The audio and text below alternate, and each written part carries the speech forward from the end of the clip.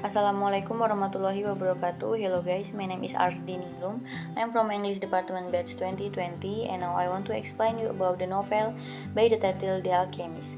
The Alchemist by Paulo Coelho is a story about a young shepherd named Santiago who is able to find a treasure beyond his wildest dreams and feelings of self-doubt. In this novel, the author used magical realism to portray Santiago's physical and spiritual journey, as he learned to listen to his heart and realized that his aspirations belong not only to him but to the universe as well.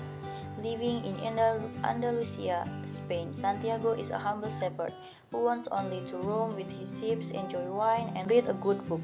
However, fate said otherwise. He gets guidance in the form of recurring dreams about a great treasure hidden at the bottom of the Egyptian pyramids. He came to a woman to interpret her dream.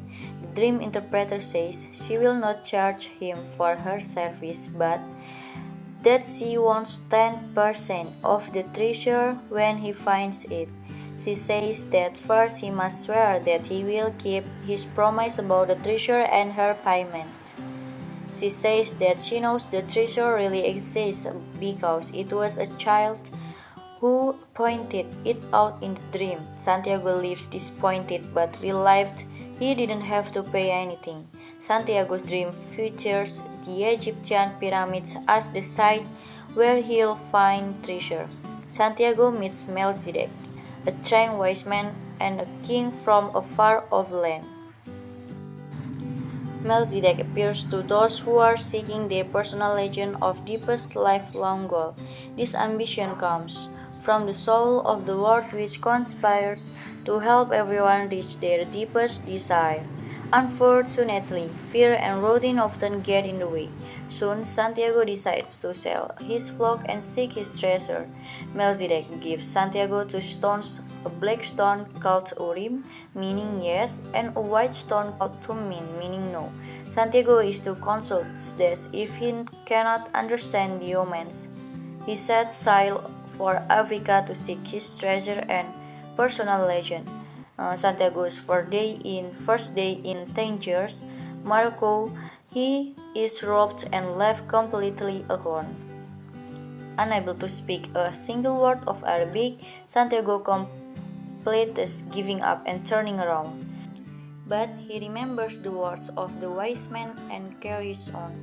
Eventually, he finds work at a crystal shop for 1 year, where he earns enough money to buy a new flock of sheep and return home. Instead, he joins a caravan crossing the desert to Egyptian. Thus moving closer to his dream, Santiago meets an Englishman on the caravan who has come all the way to Africa to seek a renowned alchemist.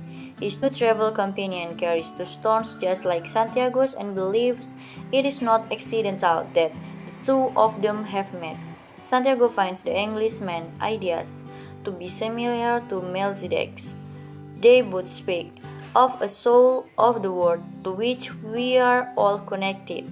The Englishman also reveals that the goal of the alchemy is the masterwork, which includes a liquid called the elixir of life and a solid called the philosopher's stone.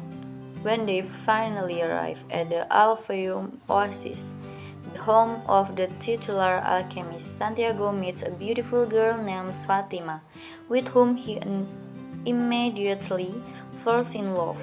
He soon discovers that love, like the personal legend, comes directly from the soul of the world. While walking in the desert, Santiago has a vision of an upcoming battle. He rushes back to warn the elders at the oasis.